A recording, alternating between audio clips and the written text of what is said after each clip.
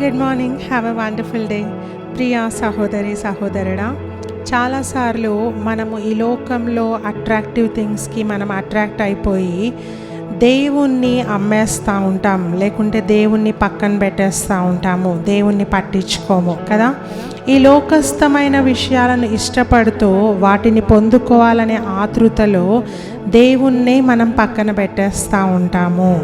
So దాని వలన మన జీవితంలో అన్నీ కోల్పోతూ ఉన్నాము. శాంతిని కోల్పోతూ ఉన్నాం, సమాధానాన్ని కోల్పోతూ ఉన్నాం, సంతోషాన్ని కోల్పోతూ ఉన్నాము.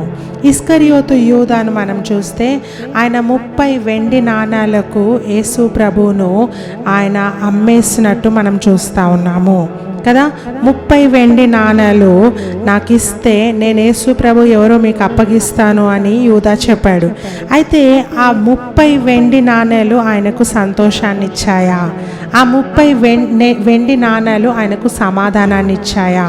ఆయనకు తృప్తినిచ్చాయా అని మనం చూస్తే నో, నెవర్. ఎందుకంటే మత్తయి సువార్త 27:5 చదువుకుందాం. అతడు ఆ వెండి నాణెములు దేవాలయంలో పారవేసి పోయి ఉరి పెట్టుకొనెను. ఏ వెండి నాణాల కోసమైతే ప్రభువు నమ్మేశాడో ఆ వెండి నాణాలు తీసుకెళ్ళి దేవాలయంలో పడేసి ఉరి పెట్టుకొని చనిపోయినట్టు మనం చూస్తూ ఉన్నాము. ఎందుకు ఆ వెండి నాణాలు ఆయనకు సంతోషాన్ని ఇవ్వలేకపోయినవి? ఎందుకంటే ఆయన ఆ డబ్బును అక్రమంగా సంపాదించాడు. ఆయన ఆ డబ్బును ఒక నిరపరాధిని బాధ పెట్టి సంపాదించాడు. కాబట్టి అది ఆయన జీవితంలో సంతోషాన్ని ఇవ్వలేకపోయింది. ఈరోజు మనం కూడా చాలాసార్లు డబ్బులు సంపాదిస్తూ ఉంటాము.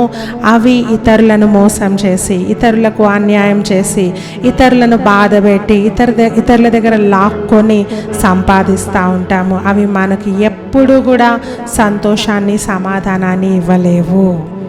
అయితే ఏదైతే నీతిగా మనం చేస్తామో, న్యాయంగా మనం సంపాదిస్తామో అది గొప్ప సంతోషాన్ని మనకి ఇస్తుంది. ఇక్కడ చూస్తే ఇస్కరియోతు యూదా ఆ డబ్బుల కోసము యేసు ప్రభువును అమ్మేశాడు.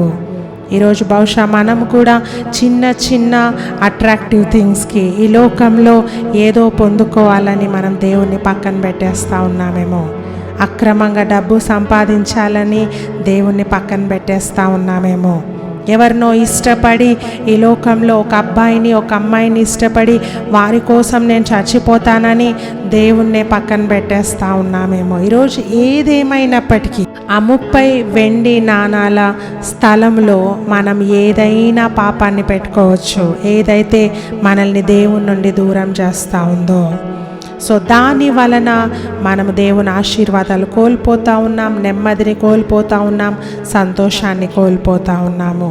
కాబట్టి ప్రియ సహోదరి సహోదరుడా, ఈరోజు మన జీవితాన్ని దేవునికి అప్పగిద్దాం. ఆయనతో చెప్దాం, అయ్యా నాకు నువ్వే కావాలయ్యా. ఈ లోకంలో డబ్బు కంటే, ఈ లోకంలో అశాశ్వతమైన వస్తువుల కంటే నాకు నువ్వే కావాలని మనం ప్రభుతో చెప్పినప్పుడు దేవుడు మనల్ని గొప్పగా ఆశీర్వదిస్తాడు. ఎందుకంటే ఆయన శాశ్వత కాలము ఉండే దేవుడు. అల్పమైన వాటి కోసము దేవుణ్ణి వదులుకోకండి.